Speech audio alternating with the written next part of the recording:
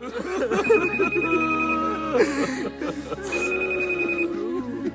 मैं आपकी हालत समझता हूँ, लेकिन आपकी यहाँ बहुत जरूरत है। ठीक है, मैं पहुंच रहा हूँ। हॉस्पिटल चलो। लेकिन सर वो जल्दी चलो, इमरजेंसी है।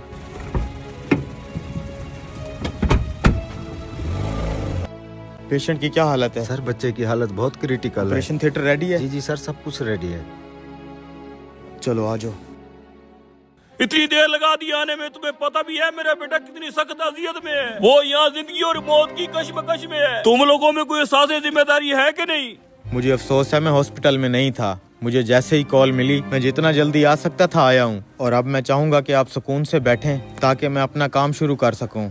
मैं सुकून से बैठूं? अगर मेरे बेटे की जगह तुम्हारा बेटा इस हालत में होता, क्या तुम सुकून से बैठते? अगर तुम्हारा अपना बेटा यहाँ मर रहा होता तो तुम क्या करते? हमारी मुकद्दस किताब कहती है कि अल्लाह कादिर व मुतलक है, हर चीज का मालिक है, गफूर और रहीम है। डॉक्टर किसी को जिंदगी नहीं देता और ना ही किसी की उम्र बढ़ा सकता है। आप आराम से बैठें और अपने बेटे के लिए दुआ करें। हम आपके बेटे को बचाने की पूरी कोशिश करेंगे। बस इनकी नसीहतें सुन लो, चाहे उनकी जरूरत हो न हो। सर आपने इसकी बदतमीजी का जवाब क्यों नहीं दिया? वो परेशान है बेचारा, तुम बस जल्दी से हर चीज रेडी करो। जी सर, रेडी है।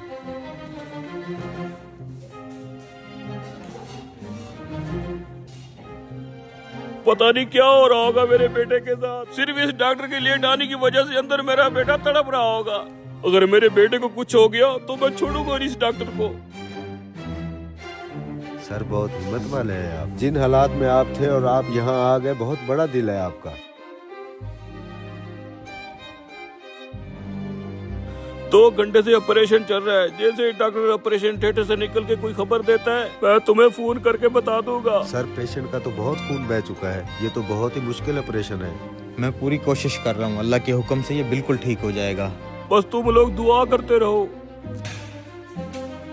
आपका बेटा अब खतरे से बाहर है। अगर मजीद कोई सवाल हो तो इन डॉक्टर साहब से पूछ लीजिएगा। देखो इसे, कितना मगरूर है ये आदमी। एक लम्हे के लिए ही नहीं रुका कि मैं अपने बेटे की हालत के बारे में पूछ लेता। बस करो भाई, कल डॉक्टर साहब का बेटा ट्रैफिक हादसे का शिकार होकर फौत हो गया था। जब डॉक्टर साहब को हमने तुम्हारे बेटे की खबर दी तो वो अपने बेटे की तदफीन की तैयारी कर रहे थे। अब जबकि उन्होंने आपके बेटे की जान बचाने का फर्ज अदा कर लिया है तो अपने बेटे की तदफीन के लिए चले गए हैं।